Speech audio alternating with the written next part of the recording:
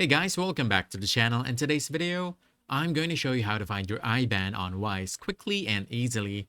And if you've ever been confused about where to locate your IBAN inside the Wise app or website, then this guide will make it super simple for you.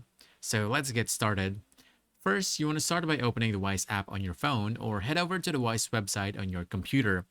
Then you want to log into your account, and once you're in, you'll see the landing page or dashboard where you can see all your balances and transactions. Now you want to look for the section labeled as balances. This is where all your different currency accounts are displayed.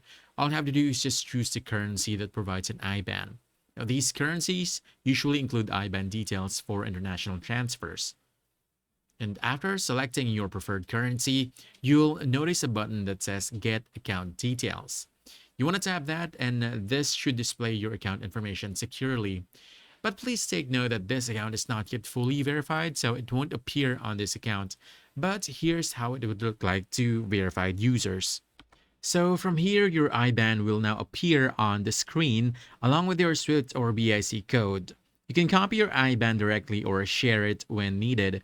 For example, if you're receiving payments from abroad or completing banking documents, you want to make sure to double check that you've copied the entire IBAN correctly, because even one wrong character can cause transaction issues. If you don't see your IBAN or something looks off, please make sure to contact Wise app. Make sure your Wise app is updated to the latest version, or try clearing your browser cache if you're using the website. These quick fixes usually solve minor glitches. And basically that's it. You've now found your IBAN number on Wise. If you found this helpful, don't forget to hit that like button, subscribe for more quick guides, and I'll see you in the next one. Thanks!